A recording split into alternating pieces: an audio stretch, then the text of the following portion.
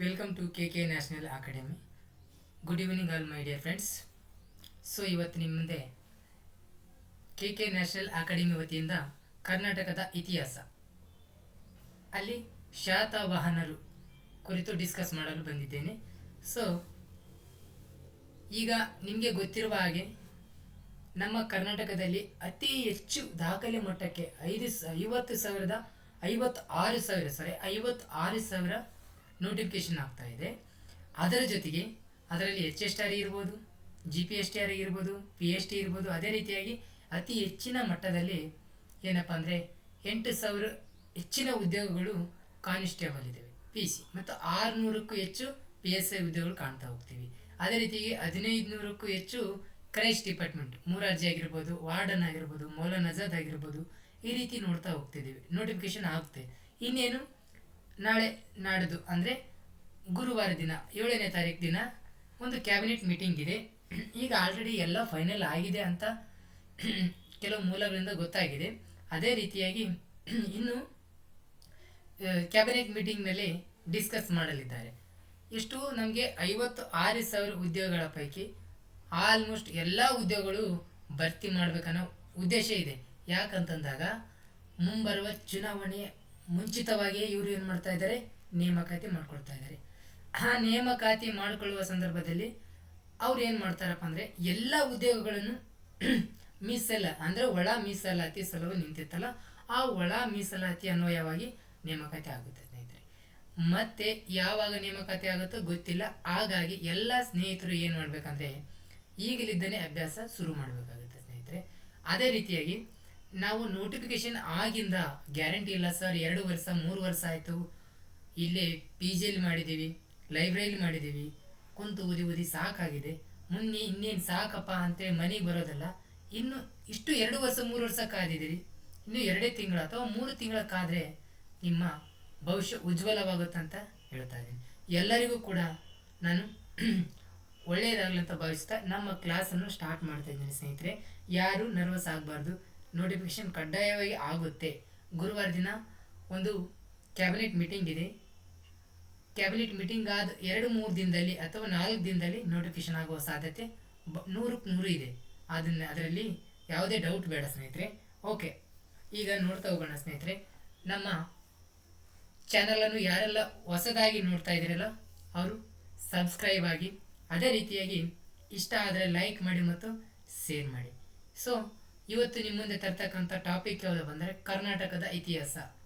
ಇದು PC ಆಗಿರ್ಬೋದು, PSI ಆಗಿರ್ಬೋದು, ಅದೇ ರೀತಿಯಾಗಿ HSTR, GPAT, FDA, SD ಎಲ್ಲವಕ್ಕೂ ಅನ್ವಯ ಆಗುತ್ತೆ. ಅಂದರೆ ಇಲ್ಲಿ ಶಾತವಾಹನರು ಮೂಲ ಏನು, ಶಾತವಾಹನರು ಯಾವ ಮೂಲದವರು, ಅದೇ ರೀತಿಯಾಗಿ ಇಲ್ಲಿ ಪ್ರಮುಖ ಅರಸರು ಯಾರಾಗಿದ್ದರು, ಯಾವ ರೀತಿ ಅವರ ಆಡಳಿತ ಇತ್ತು, ಅವರು ಯಾವ ರೀತಿ ಆಡಳಿತ ನಡೆಸ್ಕೊಂಡು ಬಂದರು ಅನ್ನೋದನ್ನ ಡಿಸ್ಕಸ್ ಮಾಡ್ತಾ ಹೋಗೋಣ ಸ್ನೇಹಿತರೆ. ಇದು ನಿಮಗೆ 2 ಕ್ಲಾಸ್ ಮಾಡ್ತಾ ಹೋಗ್ತೇನೆ ಸ್ನೇಹಿತರೆ, ಪಾರ್ಟ್ 1 ಮತ್ತು ಪಾರ್ಟ್ 2. ಓಕೆ ಸ್ನೇಹಿತರೆ, ಮತ್ತೊಮ್ಮೆ ಯಾರೆಲ್ಲ ನಮ್ಮ ಹೊಸ ಚಾನಲನ್ನು ನೋಡ್ತಾ ಇದ್ದೀರಲ್ಲ ಸಬ್ಸ್ಕ್ರೈಬ್ ಆಗಿ, ಅದೇ ರೀತಿಯಾಗಿ ಕೆಳಗೆ ಕಾಣ್ತಕ್ಕಂಥ ಬೆಲ್ ಬಟನ್ ಮೇಲೆ ಕ್ಲಿಕ್ ಮಾಡುವ ಮೂಲಕ ಇಷ್ಟ ಆದರೆ ಲೈಕ್ ಮಾಡಿ ಸ್ನೇಹಿತರೆ.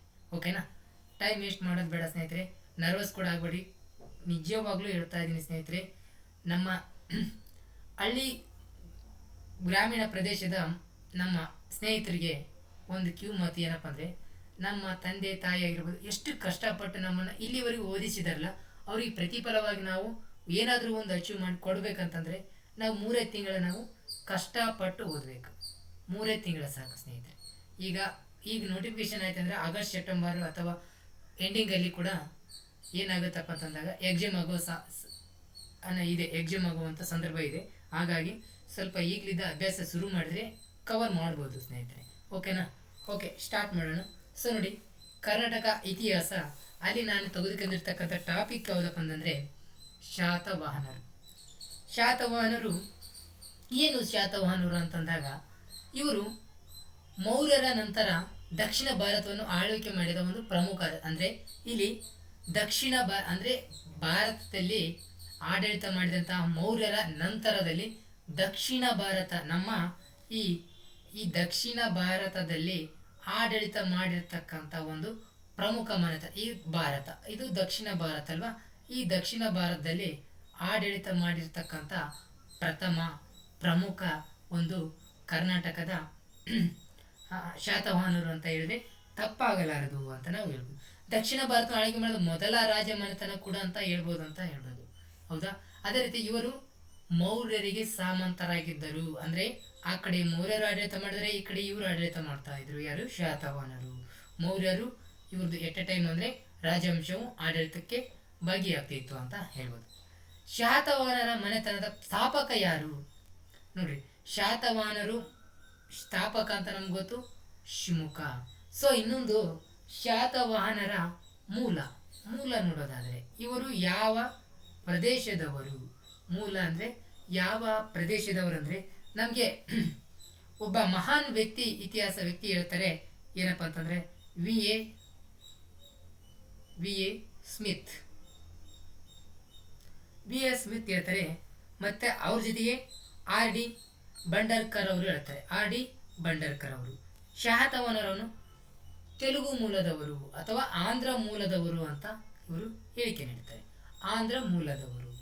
ಹೆಂಗೆ ಆಂಧ್ರ ಮೂಲದವರು ಅಂತ ಇವರು ಉಲ್ಲೇಖಿಸ್ತಾರೆ ಅನ್ನೋದು ನೋಡ್ತಾ ಹೋಗೋಣ ಸ್ನೇಹಿತರೆ. ನೋಡ್ರಿ,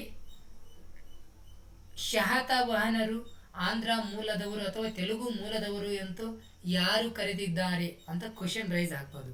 ಯಾರು ಕರೆದಿದ್ದಾರೆ ಅಂತ ಕ್ವಶನ್ ರೈಸ್ ಆದಾಗ ಸ್ನೇಹಿತರೆ ಇಲ್ಲಿ ವಿ ಎ ಸ್ಮಿತ್ ಮತ್ತು ಆರ್ ಜಿ ಬಂಡರ್ಕರ್ ಅವರು ಅಂತ ನಾವು ಹೇಳ್ಬೋದು. ಅದೇ ರೀತಿಯಾಗಿ ಆಂಧ್ರ ಬಹುಜನ ಅಂತ ಕರೆಯಲು ಸ್ವಲ್ಪ ಕಾರಣ ಏನಪ್ಪ ಅಂತಂದಾಗ 12ನೇ ಬಂಡೆಗಲ್ಲು ಶಾಸನ, ಅಶೋಕನ 12ನೇ ಬಂಡೆಗಲ್ಲು ಶಾಸನದಲ್ಲಿ ಏನು ಮಾಡ್ತಾರಪ್ಪ ಅಂತಂದಾಗ ಶಾಸನದಲ್ಲಿ ಇವರು ಆಂಧ್ರ ಭುಜರು ಅಂತ ಅಂದರೆ ಆಂಧ್ರ ಭೃತ್ಯರು ಅಂತ ಕರೆದಿದ್ದಾರೆ.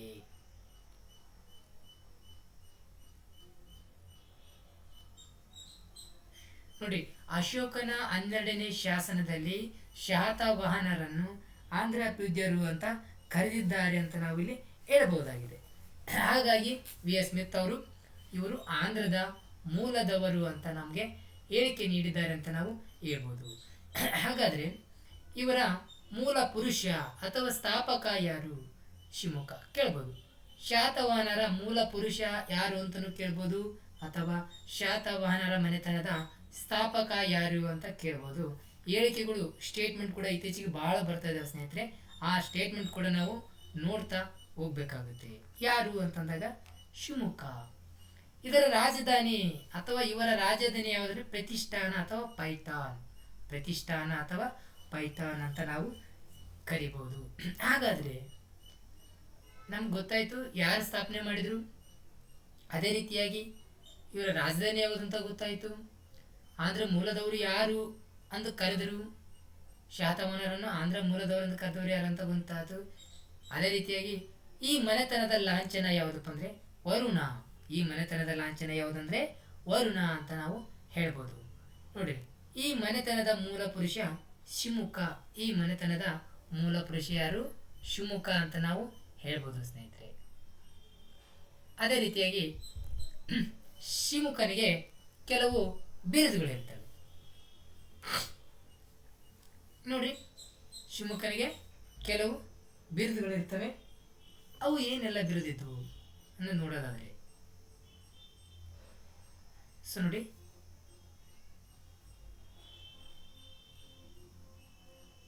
ಒಂದು ಸೆಕೆಂಡ್. ಬಿರುದು ಏನೆಲ್ಲ ಇತ್ತು ಇಲ್ಲಿ ಕಾಣ್ತಾ ಇದೆ ಸ್ನೇಹಿತರೆ. ಮನೆತನದ ಮೂಲ ಪುರುಷ ಯಾರಂತ ಗೊತ್ತಿದೆ, ಶಿಮುಖ ಅಂತ ಗೊತ್ತಾಗಿದೆ. ನಾನ್ಘಾಟ್ ಶಾಸನ ಶಿಮುಖನನ್ನು ರಾಯ ಶಿಮುಖ ಏನಂತ ಕರಿತಾ ಇದ್ರು? ರಾಯ ಶಿಮುಖ. ನೋಡಿ, ಇಲ್ಲಿ ಕಾಣ್ತಾ ಇದೆ. ಇವನಿಗೆ ಇರ್ತಕ್ಕಂಥ ಬಿರುದು ಯಾವುದಂತಂದ್ರೆ ನಾನ್ಘಾಟ್ ಶಾಸನ ಶಿಮುಖನನ್ನು ರಾಯ ಶಿಮುಖ ಎಂದು ಉಲ್ಲೇಖಿಸಲಾಗಿದೆ. ನೋಡಿ ಸ್ನೇಹಿತರೆ, ಶಿವಮೊಗ್ಗನನ್ನು ರಾಯ ಶಿವಮೊಗ್ಗ ಎಂದು ಯಾವ ಶಾಸನವು ತಿಳಿಸಲಾಗಿದೆ ಅಥವಾ ಯಾವ ಶಾಸನದಲ್ಲಿ ಉಲ್ಲೇಖಿಸಲಾಗಿದೆ ಅಂತ ಬಂದಾಗ ಇಲ್ಲಿ ನಾವು ಹೇಳಬೇಕಾಗುತ್ತೆ ನಾನ್ಘಟ್ ಶಾಸನ ಮತ್ತು ಜೈನರ ಒಂದು ಶಾಸನದಲ್ಲಿ. ನೋಡ್ರಿ, ಜೈನರ ಶಾಸನದಲ್ಲಿ ಶಿವಮೊಗ್ಗನನ್ನು ಶಾಲಿವಾಹನ ಎಂದು ಕರೆಯಲಾಗಿದೆ. ನೋಡ್ರಿ, ಶಾಲಿವಾಹನ ಎಂದು ಯಾರ ಪ್ರಕಾರ ಕರೆಯಲಾಗಿದೆ ಅಂದರೆ ಜೈನರ ಪ್ರಕಾರ ಶಾಲಿವಾಹನ ಎಂದು ಕರೆಯಲಾಗಿದೆ ಅಂತ ನಾವು ಹೇಳ್ಬೋದಾಗಿದೆ. ಅದೇ ರೀತಿಯಾಗಿ ಈ ರಾಜನು ಪಲ್ಲವ ಮತ್ತು ಕುಂತಳದ ಜೂಟರ ರಾಜಗಳೊಂದಿಗೆ ವೈವಾಹಿಕ ಸಂಬಂಧ ಹೊಂದಿದ್ದಾರೆ. ಕೇಳಬಹುದಿಲ್ಲಿ ಪಲ್ಲವರ ಮತ್ತು ಕುಂತಳದ ಜೂಟರ ವೈವಾಹಿಕ ಸಂಬಂಧ ಹೊಂದಿರತಕ್ಕಂಥ ಶಾತವಾಹನರ ಮನೆತನದ ಅರಸ ಯಾರು ಅಂತ ಕೇಳ್ಬೋದು. ಯಾರು? ಶಿಮುಖ ಅಂತ ಹೇಳ್ಬೋದು. ಯಾರಂದ್ರೆ ಶಿಮುಖ. ಸೊ ಅದೇ ರೀತಿಯಾಗಿ ಈತನ ನಂತರ ಈತನ ಕೆಲವು ಇನ್ನೂ ಅನೇಕ ರೀತಿಯ ಮಾಹಿತಿ ದೊರೆತಿಲ್ಲ ಅಂತ ಹೇಳ್ಬೋದು. ಆದರೆ ಮೂಲ ಪುರುಷ ಇವನ ಬಿರುದು ಏನಂತ ಕರಿತಾ ಇದ್ರು? ರಾಜ ಶಿಮುಖ. ಅದೇ ರೀತಿ ಜೈನರ ಪ್ರಕಾರ ಶಾಲಿವಾಹನ ಎಂದು ಕರೆಯಲಾಗಿದೆ. ಈ ಶಿಮುಖನು ಯಾರ ಜೊತೆ ವೈವಾಹಿಕ ಸಂಬಂಧ ಹೊಂದಿದ್ದನೆಂದರೆ ಪಲ್ಲವರು ಮತ್ತು ಕುಂತಳದ ಜೂಟರ ವೈವಾಹಿಕ ಸಂಬಂಧ ಹೊಂದಿದ್ದಂತ ನಾವು ಹೇಳ್ಬೋದಾಗಿದೆ. ಅದೇ ರೀತಿಯಾಗಿ ಇವನ ನಂತರ ಆಡಳಿತಕ್ಕೆ ಬಂದ ಪ್ರಮುಖ ಅರಸರು ಕೃಷ್ಣ ಆಗಿರ್ಬೋದು, ಆಡಳಿತಕ್ಕೆ ಬರುತ್ತಾನೆ. ಆದರೆ ಬೌದ್ಧ ಧರ್ಮದಲ್ಲಿ ಬಹಳಷ್ಟು ಆಸಕ್ತಿ ಇರುತ್ತೆ ನೋಡಿ, ನೆನಪಲ್ಲಿ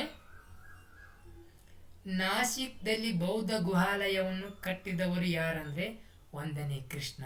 ಬೌದ್ಧ ಧರ್ಮದಲ್ಲಿ ನಾಸಿಕ್ ಬೌದ್ಧ ಗುಹಾಲಯವನ್ನು ಕಟ್ಟಿದ ಮಹಾನ್ ವ್ಯಕ್ತಿ ಯಾರಪ್ಪ, ಅಥವಾ ಅರಸ ಯಾರು? ಶಾತವಾಹನರ ಅರಸ. ಹಿಂಗೆ ಕೇಳ್ತಾನೆ ಕ್ವಶನ್. ಏನಂತ ಕೇಳ್ತಾನೆ ಅಂದ್ರೆ, ಬೌದ್ಧ ಧರ್ಮದಲ್ಲಿ ಬಹಳಷ್ಟು ಆಸಕ್ತಿ ಹೊಂದಿ ನಾಸಿಕ್ನಲ್ಲಿ ಬೌದ್ಧ ಗುಹಾಲಯವನ್ನು ನಿರ್ಮಿಸಿದ ಶಾತವಾಹನರ ಅರಸ ಯಾರು? ಯಾರು ಅಂದರೆ ನಮ್ಗೆ ಗೊತ್ತಿರಬೇಕು, ಕೃಷ್ಣ. 1ನೇ ಕೃಷ್ಣ ಅಂತ ನಾವು ಹೇಳ್ಬೋದು ಸ್ನೇಹಿತರೆ. ಸೊ ಇವನಾದ ನಂತರ ಮತ್ತೆ ಇನ್ನೊಬ್ಬ ವ್ಯಕ್ತಿ ಬರ್ತಾರೆ ಆಡಳಿತಕ್ಕೆ. ಅವನು ನೋಡ್ತಾ ಹೋಗೋಣ ಸ್ನೇಹಿತರೆ.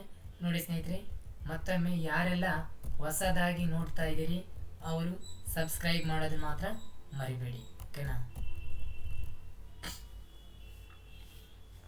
ಓಕೆ ಸ್ನೇಹಿತರೆ, ಇಲ್ಲಿ ನೋಡಿ 1ನೇ ಶಾತಕರ್ಣಿ. ಕೃಷ್ಣನ ನಂತರ 1ನೇ ಶಾತಕರ್ಣಿ ಏನು ಮಾಡ್ತಾನೆ? ಆಡಳಿತಕ್ಕೆ ಬರ್ತಾನೆ. 1ನೇ ಶಾತಕರ್ಣಿ ಆಡಳಿತಕ್ಕೆ ಬರ್ತಾನೆ. 1ನೇ ಶಾತಕರ್ಣಿ. ಸೊ ನೋಡಿ, 1ನೇ ಶಾತಕರ್ಣಿ ಆಡಳಿತಕ್ಕೆ ಬರ್ತಾನಲ್ಲ, ಆ ಸಂದರ್ಭದಲ್ಲಿ ಇವನ ಅಷ್ಟೊಂದು ಸಮರ್ಥನಾಗಿರಲಿಲ್ಲ ಅಂತಲೇ ಹೇಳ್ಬೋದು. ಆದರೂ ಕೆಲವು ರಾಜಯೋಗ ಮಾಡ್ತಾನೆ, ಅಶ್ವಯೋಧ ಯೋಗ ಮಾಡ್ತಾನೆ. ಅದೇ ರೀತಿಯಾಗಿ ಇವನ ಹೆಂಡತಿಯಾಗಿರ್ತಕ್ಕಂಥ ನಾಗನಿಕ, ಇವನ ಹೆಂಡತಿ ಹೆಸರೇನು? ನಾಗನಿಕ. ಅವಳು ಒಂದು ಗುಹಾಶಾಸನ ಹೊರಡಿಸ್ತಾಳೆ. ಅದು ನಾನ್ಗಟ್ ಗುಹಾಶಾಸನ ಅಂತ ಕರಿಬೋದು. ಅವನ ನಾನ್ಗಟ್ ಗೃಹಶಾಸನವು ಯಾರ ಸಾಧನೆಗಳನ್ನು ವರ್ಣಿಸುತ್ತದೆ? ಸೊ ಯಾರ ಸಾಧನೆಗಳನ್ನು ತಿಳಿಸುತ್ತದೆ, ಯಾರ ಸಾಧನೆಗಳನ್ನು ಉಲ್ಲೇಖಿಸಲಾಗಿದೆ, ಈ ರೀತಿಯಾಗಿ ಕ್ವಶನ್ ಕೇಳಿದಾಗ ಅದು ನಾನ್ಗಟ್ ಗುಹಾಶಾಸನವು 1ನೇ ಶಾತಕರ್ಣಿಯ ಸಾಧನೆಗಳನ್ನು ಹೇಳ್ತದೆ. 1ನೇ ಶಾತಕರ್ಣಿಯ ಸಾಧನೆಗಳನ್ನು ಯಾವ ಶಾಸನದಲ್ಲಿ ಹೇಳಲಾಗಿದೆ ಅಂತ ಹೇಳಿದಾಗ ನಾನ್ಗಟ್ ಗುಹಾಶಾಸನ ಅಂತ ಹೇಳ್ಬೋದು. ನಾನ್ಗಟ್ ಗುಹಾಶಾಸನವು ಯಾರು ಕೆತ್ತಿಸಿದರು ಅಥವಾ ಯಾರು ಹೊರಡಿಸಿದರು ಅಂತ ಬಂದಾಗ ನಾಗನಿಕಳು 1ನೇ ಶಾತಕರ್ಣಿಯ ಹೆಂಡತಿ. 1ನೇ ಶಾತಕರ್ಣಿಯ ಹೆಂಡತಿ ಅಂತ ನಾವು ಹೇಳ್ಬೋದು ಸ್ನೇಹಿತರೆ. ಈ ರೀತಿಯಾಗಿ ದಕ್ಷಿಣ ಪಥ ಸಾರ್ವಭೌಮ, ಇವನಿಗೆ ಇರ್ತಕ್ಕಂಥ ಬಿರುದು ನೋಡ್ರಿ, ದಕ್ಷಿಣ ಪಥ ಸಾರ್ವಭೌಮ ಅಪ್ರತಿಹತ್ ಎಂಬ ಬಿರುದಿರ್ತದೆ ನೋಡ್ರಿ. 2 ಬಿರುದಿತ್ತು. ಅವನಿಗೆ ಏನಂತ ಬಿರುದಿತ್ತು ನಿಮ್ಗೆ ಗೊತ್ತಿದೆ ಆಲ್ರೆಡಿ. ಇವನಿಗೇನಂತ ಬಿರುದಿತ್ತು ನೋಡಿ, ಈಗ ದಕ್ಷಿಣ ಪಥ ಸಾರ್ವಭೌಮ ಅಪ್ರತಿಹತ್ ಎಂಬ ಬಿರುದು ಇತ್ತು. ದಕ್ಷಿಣ ಪಥ ಸಾರ್ವಭೌಮ ಅಪ್ರತಿಹತ್ ಎಂಬ ಬಿರುದು ಹೊಂದಿರತಕ್ಕಂಥ ಶಾತವಾಹನರ ಅರಸ ಯಾರು ಅಂತ ಕೇಳಿದಾಗ ಇಲ್ಲಿ 1ನೇ ಶಾತಕರ್ಣಿ ಅಂತ ನಾವು ಹೇಳ್ಬೋದು. ಇವನ ದಿಗ್ವಿಜಯ ಆಗುತ್ತಾನೆ ಹೇಳಿದೆ ನೋಡ್ರಿ. ಇವನ ದಿಗ್ವಿಜಯ ನೆನಪಿಗಾಗಿ ಅಶ್ವಮೇಧ ಹಾಗೂ ಒಂದು ರಾಜಸ್ವಿ ಯೋಗ ನೋಡಿ, ಅಶ್ವಮೇಧ ಒಂದು ರಾಜಸ್ವಿ ಯೋಗವನ್ನು ಯಾಗಗಳನ್ನು ಆಚರಣೆ ಮಾಡ್ತಾನೆ, ಆಚರಿಸಿದ ಅಂತ ಹೇಳ್ಬೋದು ನೋಡ್ರಿ. ತನ್ನ ದಿಗ್ವಿಜಯ ನೆನಪಿಗಾಗಿ ಅಶ್ವಮೇಧ ಮತ್ತು ರಾಜಸ್ವಿ ಯೋಗವನ್ನು ಆಚರಿಸಿದ ಶಾತವಾಹನರ ಅರಸ ಯಾರು ಅಂತ ಬಂದಾಗ ಇಲ್ಲಿ 1ನೇ ಶಾತಕರ್ಣಿ ಅಂತ ನಾವು ಹೇಳ್ಬೋದು. 1ನೇ ಶಾತಕರ್ಣಿಯ ನಂತರ 2ನೇ ಶಾತಕರ್ಣಿ ಲಂಬೋದರ ಅಪಾಲಿಕ ಆಡಳಿತ ನಡೆಸ್ತಾರೆ. ನೆನಪಿರಲಿ, ಇವರು ನಡೆಸ್ತಾರೆ, ಓಕೆನಾ? ಇವನು ಪ್ರಮುಖ ಅರಸ ಅಂತಲೂ ಕೂಡ ಹೇಳ್ಬೋದು. ಸೊ ಅವನಾದ ನಂತರ ಆಲ ಎಂಬ ವ್ಯಕ್ತಿಯು ಅರಸ ಆಡಳಿತಕ್ಕೆ ಬರ್ತಾನೆ. ಶಾತವಾಹನರ ಶಾಂತಿ ಪ್ರಿಯ ಅರಸ ಯಾರು ಅಂತ ಕೇಳಿದಾಗ ಅವನೇ ಆಲ. ನೋಡಿ, ಶಾಂತ ಪ್ರಿಯ, ಅಶೋಕನಂತೆ ಶಾಂತ ಪ್ರಿಯ ಅರಸ ಯಾರಾಗಿದ್ರು ಅಂದ್ರೆ ಆಲ ಆಗಿದ್ದಾನೆ. ಕೇಳ್ಬೋದು ಕ್ವಶನ್ ಏನಂತ ಕೇಳ್ಬೋದು, ಶಾತವಾಹನರ ಅತ್ಯಂತ ಶಾಂತ ಪ್ರಿಯ ಅರಸ ಯಾರು ಅಂತ ಕ್ವಶನ್ ರೈಸ್ ಆದಾಗ ಇಲ್ಲಿ ನಾವು ಹೇಳ್ಬೇಕಾಗುತ್ತೆ ಆಲ ಅಂತ ಹೇಳ್ಬೋದು ಸ್ನೇಹಿತರೆ. ಸೊ ಆಲನು ಸ್ವತಃ ಸಾಹಿತಿಯಾಗಿದ್ದ, ಅರಸ ಆಗಿದ್ದ.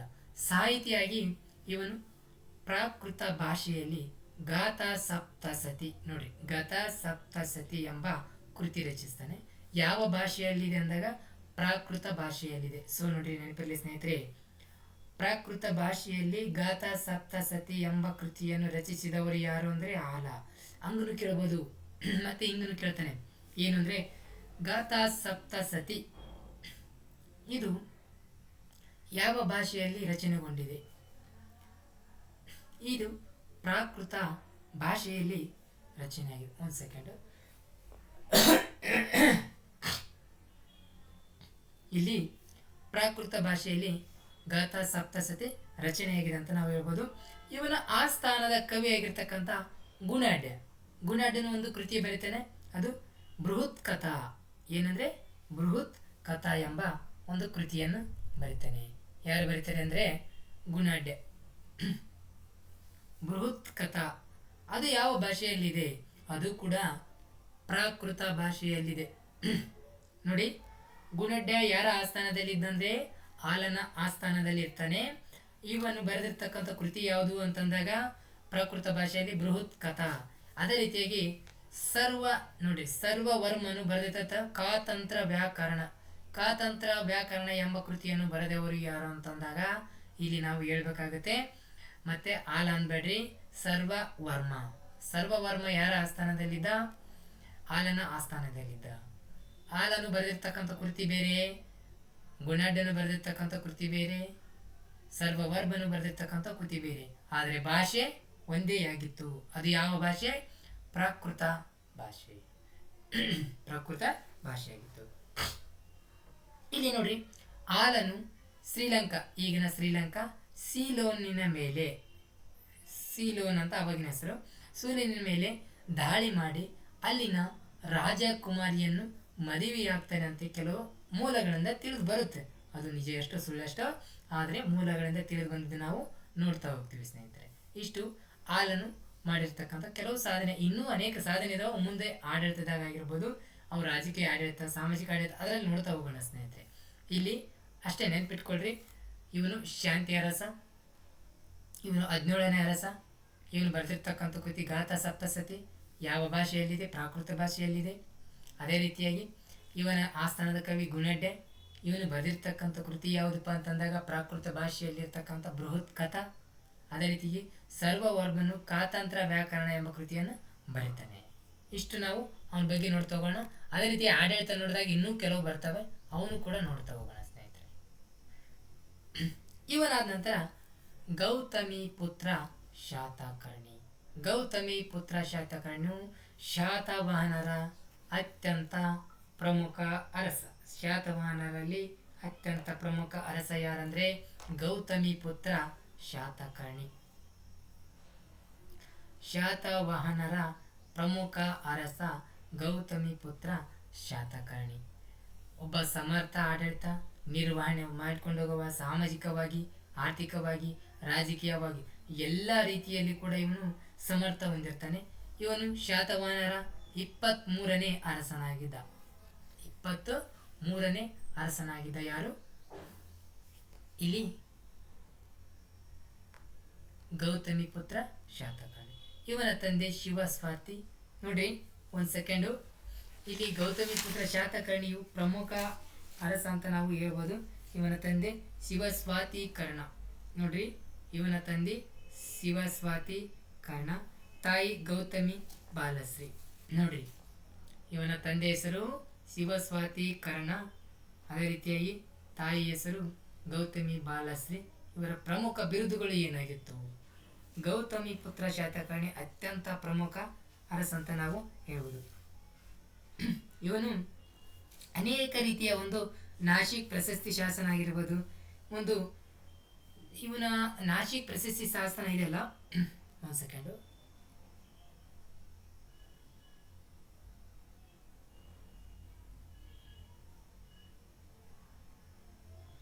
ಶಾಸನವು ಟಾಲೆಮಿಯ ಗೈಡ್ ಟು ಜಿಯೋಗ್ರಫಿ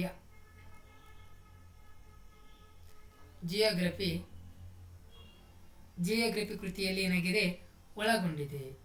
ಏನಾಗಿದೆ ಅಂತಂದಾಗ ಇಲ್ಲಿ ನೋಡಿ, ನಾಸಿಕ್ ಪ್ರಶಸ್ತಿ ಶಾಸನದಲ್ಲಿ ಟಾಲೆಮಿಯ ಗೈಡ್ ಟು ಜಿಯೋಗ್ರಫಿ ಎಂಬ ಕೃತಿಯ ಇವನ ಬಗ್ಗೆ ಮಾಹಿತಿ ನೀಡುತ್ತದೆ ಅಂತ ನಾವು ಹೇಳ್ಬೋದು. ಇವನ ಬಗ್ಗೆ ಮಾಹಿತಿಯನ್ನು ನೀಡುತ್ತದೆ ಅಂತ ನಾವು ಹೇಳ್ಬೋದು. ನೋಡಿ, ಇವನಿಗೆ ಬಿರುದು ಏನಾಗಿತ್ತು ಅಂತಂದಾಗ ನೋಡ್ರಿ, ಇವನು ಏಕ ಬ್ರಾಹ್ಮಣ ಶಾತವಾಹನ ಕುಲಯಶ ಪ್ರತಿಷ್ಠಾಪಕರ. ನೋಡ್ರಿ, ಶಾತವಾಹನ ಕುಲಯಶ ಪ್ರತಿಷ್ಠಾಪಕರ. ನೋಡ್ರಿ, ಶಾತವಾಹನರ ಕುಲಯಶ ಪ್ರತಿಷ್ಠಾಪಕರ ತ್ರೈ ಸಮುದ್ರ ತೋಯ ಪೀತವಾಹನ. ನೋಡ್ರಿ, ಇಲ್ಲಿ ಕ್ಷಹಾರ್ಥ ವಂಶ ನಿರ್ಮೂಲಕ ಇನ್ನೊಂದು ಏನಂದ್ರೆ ಕ್ಷಹಾರ್ಥ ವಂಶ ನಿರ್ಮೂಲಕ.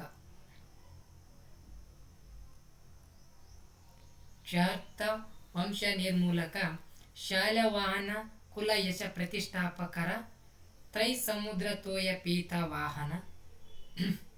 ಒಂದನೇದು. ಎರಡನೇದು ಅಂದ್ರೆ ತ್ರೈ ಸಮುದ್ರ ತೋಯ ಪೀತವಾಹನ ಅಂದ್ರೆ 3 ಸಮುದ್ರಗಳ ನೀರನ್ನು ಕುಡಿದು ಕುದುರೆಯನ್ನು ವಾಹನ ಮಾಡಿ ಪಡೆದವ ಅಂತ ಅರ್ಥ. ಸೊ ಇವರ ಅನೇಕ ರೀತಿಯ, ಅದೇ ರೀತಿಯಾಗಿ ಸಾಧನೆಗಳು ಇವನು ಬಹಳಷ್ಟು ನಾವು ನೋಡ್ತಾ ಹೋಗ್ತೀವಿ. ಏನ್ ಸಾಧನೆಗಳು ಇದ್ವು?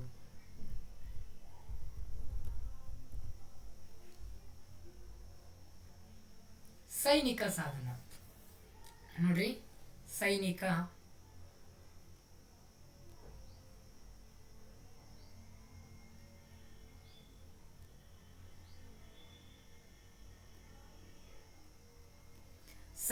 ಸಾಧನೆ ಏನಾಗಿತ್ತಂದ್ರೆ, ಇವನು ಸೈನಿಕ ಸಾಧನೆ ಆಗಿರ್ಬೋದು, ಆಡಳಿತಾತ್ಮಕ ಸಾಧನೆ ಆಗಿರ್ಬೋದು, ಸಾಮಾಜಿಕ ಸಾಧನೆ ಆಗಿರ್ಬೋದು, ಇವರು ಹೆಂಗಿತ್ತು, ಯಾವ ರೀತಿ ಆಡಳಿತ ಮಾಡಿದ ಅನ್ನೋದನ್ನು ನೋಡ್ತಾ ಹೋದಾಗ, ಇವನು ಶಕರ ಮೇಲೆ ದಾಳಿ ಮಾಡ್ತಾನೆ. ಅಲ್ಲಿ ಶಕರಾಜ ನಹಪಾಣ ಅಂತ ಇರ್ತಾನೆ. ಶಕರ ಮೇಲೆ ದಾಳಿ ಮಾಡ್ತಾನೆ. ಅಲ್ಲಿ ರಾಜ ಆಗಿರ್ತಕ್ಕಂಥ ಶಕರ ರಾಜ ಯಾರು? ನಹಪಾಣಿ ಅಥವಾ ನಹಪಾಣ ಅಥವಾ ನಹಪಾಣಿ ಅಂತ ಕರಿತೀವಿ. ಇವನ ಮ್ಯಾಗೆ ಆಗ ಅವನ ಅಳಿಯ ಇವನ ಅಳಿಯ ಇನ್ನೊಬ್ಬನಿರ್ತಾನೆ, ಅವನು ವೃಷಭದತ್ತ.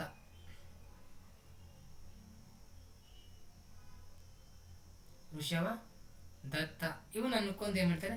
ಶಕಾರಿ ಎಂಬ ಬಿರುದನ್ನು ಹೊಂದಿರ್ತಾನೆ. ಇನ್ನೊಂದು ಬಿರುದು ಏನಿತ್ತು? ಶಕಾರಿ.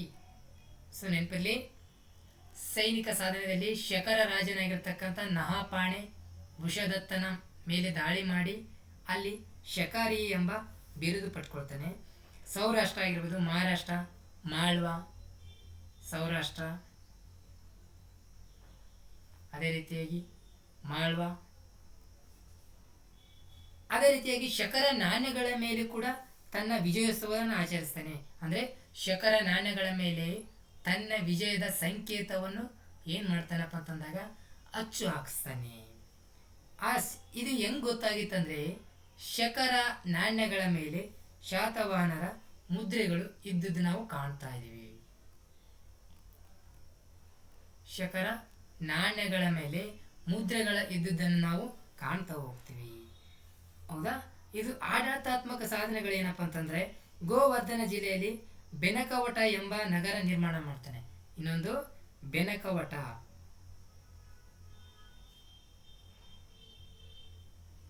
ನೋಡಿ, ಬೆನವಟಕ ಎಂಬ ಒಂದು ಇದು ನಿರ್ಮಾಣ ಮಾಡ್ತಾನೆ. ಇದು ಇನ್ನೊಂದೇನಂದ್ರೆ, ತೆರಿಗೆ, ಜನರಿಗೆ ಅತಿ ಕಠಿಣವಾದ ತೆರಿಗೆಯನ್ನು ವಿಧಿಸಲಿವ. ಆಮೇಲೆ ಹಿಂದೂ ಬ್ರಾಹ್ಮಣರಿಗೂ ಅದೇ ರೀತಿ ಪಂಡಿಲೇಹ ಗುಹಾಲಯ ಬೌದ್ಧ ಸನ್ಯಾಸಿಗಳಿಗೆ ಒಂದು ನಿರ್ಮಾಣ ಮಾಡ್ತಾನೆ. ಬೌದ್ಧ ಸನ್ಯಾಸಿಗಳಿಗೆ ಆಗಿ ಒಂದು ಏನು ಮಾಡ್ತಾನೆ ಅಂದರೆ ಒಂದು ಗುಹಾಲಯವನ್ನು ನಿರ್ಮಾಣ ಮಾಡ್ತಾನೆ. ಕೊನೆ ಅವಧಿಯಲ್ಲಿ ಏನು ಮಾಡ್ತಾನೆ, ರುದ್ರದಾಮನ ಮಗಳನ್ನು ತನ್ನ ಪುತ್ರ ವಶಿಷ್ಠ ಪುತ್ರ ಪುಲಭಾವಿಗೆ ವಿವಾಹ ಮಾಡಿಕೊಡ್ತಾನೆ. ತನ್ನ ಕೊನೆಯ ಒಂದು ಏನಪ್ಪ ಅಂತಂದರೆ ವಶಿಷ್ಠ ಪುತ್ರ ತನ್ನ ಮಗನಾಗಿರ್ತಕ್ಕಂಥ ಅವನಿಗೆ ರುದ್ರದಾಮನ ಒಂದೇನೆ ಶಕರ ದೊರೆಯಾಗಿರ್ತಕ್ಕಂಥ ರುದ್ರದಾಮನ ಒಂದು ಮಗಳನ್ನು ತನ್ನ ಮಗನಿಗೆ ವೈವಾಹಿಕ ಸಂಬಂಧವನ್ನು ನಿರ್ಮಿಸ್ತಾನೆ. ವೈವಾಹಿಕ ಒಂದು ಸಂಬಂಧವನ್ನು ಏರ್ಪಡಿಸ್ತಾನೆ ಸ್ನೇಹಿತರೆ. ನೆಕ್ಸ್ಟು ಮುಂದೆ ಬಂದಿರತಕ್ಕಂಥ ಯಾರು ಬರ್ತಾರೆ, ವಶಿಷ್ಠ ಪುತ್ರ ಪುಲಭಾವಿ ಬರ್ತಾನೆ. ವಶಿಷ್ಠ ಪುತ್ರ ಪುಲಭಾವಿ ಆದ ನಂತರ ಯಾರು ಬರ್ತಾರಪ್ಪ ಅಂದರೆ ಯಜ್ಞೇತ್ರಿ ಶಾತಕರ್ಣಿ. ಈ ನೋಡ್ರಿ, ಈತ ಶಾತವಾಹನರ ಕೊನೆಯ ಪ್ರಮುಖ ಅರಸ. ಶಾತವಾಹನರ ಪ್ರಮುಖ ಕೊನೆಯ ಅರಸ ಯಾರಪ್ಪ ಅಂದರೆ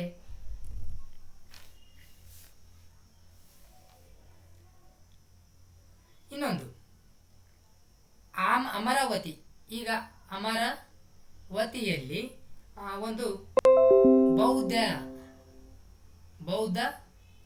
ಏನಪ್ಪ ಅಂತಂದಾಗ ಸ್ತೂಪ, ಬೌದ್ಧ ಸ್ತೂಪವನ್ನು ಸ್ಥಾಪಿಸಿದವರು ಯಾರು ಅಂದರೆ ವಶಿಷ್ಠ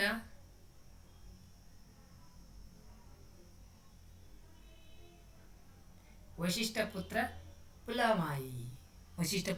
ಪುಲಮಾಯಿ ಅಂತ ಅವನ ಮಗ. ವಶಿಷ್ಠ ಪುತ್ರ ಪುಲಮಾವಿ ಯಾರ ಮಗ ಅಂದರೆ ಗೌತಮಿ ಪುತ್ರ ಶಾತಕರ್ಣಿಯ ಮಗ ಆಗಿರ್ತಾನೆ. ಇವನು ಏನು ಮಾಡ್ತಾನೆ ಅಂದರೆ ಅಮರಾವತಿಯಲ್ಲಿ ಬೌದ್ಧ ಸ್ತೂಪವನ್ನು ನಿರ್ಮಾಣ ಮಾಡ್ತಾನೆ. ಅದೇ ರೀತಿಯಾಗಿ ಯಜ್ಞಶ್ರೀ ಶಾತಕರ್ಣಿ ಯಾರು ನೋಡ್ರಿ, ಇವ ಪುಲಭಾವಿ ಆಗ ನಂತರ ನೋಡ್ರಿ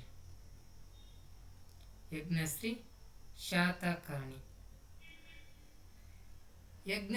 ಶಾತಕರ್ಣಿ ಅವರು ಈತ ಶಾತವಾಹನರ ಕೊನೆಯ ಪ್ರಮುಖ ಅರಸ ಅಂತ ಹೇಳ್ಬೋದು. ಇವನು ನಾಣ್ಯಗಳ ಮೇಲೆ ಏನ್ ಮಾಡ್ತಾನಪ್ಪ ಅಂತಂದಾಗ ಅಡಗು ಮತ್ತು ಮೀನಿನ ಚಿತ್ರ ನೋಡ್ಬೋದು. ಇವನ ನಾಣ್ಯಗಳ ಮೇಲೆ ಅಡಗು ಮತ್ತು ಮೀನುಗಳ ಚಿತ್ರ. ಇಲ್ಲಿ ಕ್ವಶನ್ ಆಗ್ಬೋದು, ಅಡಗು ಮತ್ತು ಮೀನುಗಳ ಚಿತ್ರದ ಮೇಲೆ ಅಡಗು ಮತ್ತು ಮೀನಿನ ಚಿತ್ರ ನಾಣ್ಯಗಳ ಮೇಲೆ ಯಾರ ಕಾಲದಲ್ಲಿ ನಾವು ಶಾತವಾಹನರ ಅರಸರ ಕಾಲದಲ್ಲಿ ನೋಡ್ಬೋದು ಅಂದರೆ ಯಜ್ಞಶ್ರೀ ಶಾತಕರ್ಣಿ. ನೋಡಿ, ಯಾವ ಅರಸನು ನಾಣ್ಯಗಳ ಮೇಲೆ ಅಡಗು ಮತ್ತು ಮೀನಿನ ಚಿತ್ರವನ್ನು ಅಚ್ಚು ಹಾಕಿಸಿದ ಅಂತ ಕೇಳಿದಾಗ ಯಜ್ಞಶ್ರೀ ಶಾತಕರ್ಣಿ ಅಂತ ನಾವು ಹೇಳ್ಬೋದು ಸ್ನೇಹಿತರೆ. ಏಕೆ ಇದನ್ನು ನೋಡಿದ್ರೆ ಗೊತ್ತಾಗುತ್ತೆ ನಮಗೆ ಇವನು ಏನಪ್ಪ ಅಂತಂದಾಗ ಉತ್ತಮವಾದ ಏನಪ್ಪ ಅಂದರೆ ಸಮುದ್ರ ವ್ಯಾಪಾರ ಅಂದರೆ ಸಾಗರ ಥರ ವ್ಯಾಪಾರ ವಹಿವಾಟನ್ನು ವಹಿಸ್ಕೊಂಡಿದ್ದ. ಅಂದರೆ ಸಾಗರ ಸಮುದ್ರ ವಹಿವಾಟು ವ್ಯಾಪಾರ ಅತ್ಯಂತ ಪ್ರಮುಖ ಸಬಲವಾಗಿತ್ತಂದರೆ ಆ ಆಧಾರದ ಮೇಲೆ ಗೊತ್ತಾಗುತ್ತೆ. ಅಡಗು ಮತ್ತು ಮೀನಿನ ಚಿತ್ರ ನೋಡಿದರೆ, ಇವನ ನಾಣ್ಯಗಳ ಮೇಲೆ ಅಡಗು ಮತ್ತು ಮೀನಿನ ಚಿತ್ರ ನೋಡಿದರೆ ಇವನು ಸಬಲ ಅಂದರೆ ಸಮುದ್ರದಲ್ಲಿ ಉತ್ತಮ ವ್ಯಾಪಾರವನ್ನು ಆರಂಭಿಸಿದ್ದ ಅಂತ ನಾವು ಹೇಳ್ಬೋದಾಗಿದೆ. ಇವನ ನಂತರ ಶಾತವಾಹನ ದುರ್ಬಲ ಆಳ್ವಿಕೆಯಿಂದ ನಾಶವಾಗುತ್ತೆ. ಇವನು ಕೊನೆ ಪ್ರಮುಖ ಅರಸ ಯಾರಂದರೆ ಯಜ್ಞಶ್ರೀ ಶಾತಕರ್ಣಿ. ಮೊದಲನೇವನು ಯಾರಂದರೆ ಶಿವಮೊಗ್ಗದಿಂದ ಕೃಷ್ಣ ಬರ್ತಾನೆ. ಕೃಷ್ಣನಾಗಿಂದ ಎರಡನೇ ಶಾತಕರ್ಣಿ, ಒಂದನೇ ಶಾತಕರ್ಣಿ ಆಗಿರ್ಬೋದು, ಆಲ ಆಗಿರ್ಬೋದು, ಗೌತಮಿ ಪುತ್ರ ಶಾತಕರ್ಣಿ ಆಗಿರ್ಬೋದು. ಅದೇ ರೀತಿಯಾಗಿ ಇನ್ನೊಬ್ಬ ವ್ಯಕ್ತಿ ವಶಿಷ್ಠ ಪುತ್ರ ಪುಲಭಾಯಿ ಆಗಿರ್ಬೋದು. ಅದೇ ರೀತಿಯಾಗಿ ಯಜ್ಞಶ್ರೀ ಶಾತಕರ್ಣಿ ಆಗಿರ್ಬೋದು. ಇಷ್ಟು ಜನ ಏನು ಮಾಡ್ತಾರಪ್ಪ ಅಂತಂದಾಗ ನಮ್ಮ ಶಾತವಾಹನರ ಆಡಳಿತವನ್ನು ನಿರ್ವಹಣೆ ಮಾಡ್ತಾರೆ. ಶಾತವಾಹನರ ಮನೆತನವನ್ನು ಆಡಳಿತ ಮಾಡ್ತಾರಲ್ಲ, ಆ ಆಡಳಿತ ಸಂದರ್ಭದಲ್ಲಿ ಎಲ್ಲ ಪ್ರಮುಖ ಇದನ್ನು ನೋಡ್ತಾ ಹೋಗ್ತೀವಿ ಸ್ನೇಹಿತರೆ. ಈ ಮುಂದಿನ ತರಗತಿಯಲ್ಲಿ ನಾವು ಇವರ ಆಡಳಿತ ಹೆಂಗಿತ್ತು, ಇವರ ಆಡಳಿತದ ಬಗ್ಗೆ ನಾವು ಮುಂದಿನ ತರಗತಿಯಲ್ಲಿ ಡಿಸ್ಕಸ್ ಮಾಡ್ತಾ ಹೋಗೋಣ ಸ್ನೇಹಿತರೆ. ಈಗ ಶಾತವಾಹನರ ರಾಜರುಗಳು ಅವರ ಬಿರುದುಗಳನ್ನು ನೋಡ್ತಾ ಹೋದ್ವಿ ಸ್ನೇಹಿತರೆ. ಇದ್ರ ಮೇಲೆ ಒಂದಂತೂ ಕ್ವಶನ್ ಫಿಕ್ಸ್ ಇರುತ್ತೆ. ಅದೇ ರೀತಿ ಇವರ ಆಡಳಿತ ಹೆಂಗಿತ್ತು, ಇವರ ಮಂತ್ರಿಮಂಡಲ ಹೆಂಗಿತ್ತು, ಮಂತ್ರಿಮಂಡಲಕ್ಕೆ ಏನಂತ ಕರೀತಾ ಇದ್ರು, ಅದೇ ರೀತಿಯಾಗಿ ಇವರ ಸಾಮಾಜಿಕ ಜೀವನ ಹೆಂಗಿತ್ತು, ಆರ್ಥಿಕ ವ್ಯವಸ್ಥೆ ಹೆಂಗಿತ್ತು, ಕಲೆ ಮತ್ತು ವಾಸ್ತುಶಿಲ್ಪ ಆಗಿರ್ಬೋದು, ವಿಹಾರಗಳಾಗಿರ್ಬೋದು, ಸ್ತೂಪಗಳಾಗಿರ್ಬೋದು, ನಾಣ್ಯಗಳಾಗಿರ್ಬೋದು, ಯಾವ ರೀತಿ ನಿರ್ಮಾಣ ಮಾಡ್ತಾ ಇದ್ರು ಅನ್ನೋದು ನಾವು ಮುಂದಿನ ತರಗತಿಯಲ್ಲಿ ಡಿಸ್ಕಸ್ ಮಾಡ್ತಾ ಹೋಗೋಣ ಸ್ನೇಹಿತರೆ. ಓಕೆ ಸ್ನೇಹಿತರೆ, ಮತ್ತೊಮ್ಮೆ ಯಾರೆಲ್ಲ ನಮ್ಮ ಚಾನಲನ್ನು ಹೊಸದಾಗಿ ನೋಡಿದಿರಲ್ಲ ಅವರು ಸಬ್ಸ್ಕ್ರೈಬ್ ಮಾಡೋದು ಮರಿಬೇಡಿ. ಇಷ್ಟ ಆದರೆ ಲೈಕ್ ಮಾಡಿ ಮತ್ತು ನಿಮ್ಮ ಸ್ನೇಹಿತರಿಗೂ ಕೂಡ ಶೇರ್ ಮಾಡಿ. ಸ್ನೇಹಿತರೆ, ನಮ್ಮ ಚಾನಲನ್ನು ಇಷ್ಟೊತ್ತು ವಾಚ್ ಮಾಡೋದಕ್ಕೆ ತುಂಬ ಧನ್ಯವಾದಗಳು ಸ್ನೇಹಿತರೆ. ಅದೇ ರೀತಿಯಾಗಿ ಮುಂದೆ ಬರ್ತಕ್ಕಂಥ ವಿಡಿಯೋಗಳು ನೀವು ನೋಡಬೇಕಂದ್ರೆ ಸಬ್ಸ್ಕ್ರೈಬ್ ಆಗಿ ನೋಟಿಫಿಕೇಶನ್ ಮೂಲಕ ನಿಮ್ಮ ಮೊಬೈಲಲ್ಲಿ ನೀವು ಯೂಟ್ಯೂಬ್ನಲ್ಲಿ ನೋಡ್ತಾ ಹೋಗ್ತಾರೆ ಸ್ನೇಹಿತರೆ. ಓಕೆ, ಥ್ಯಾಂಕ್ ಯು ಸ್ನೇಹಿತರೆ.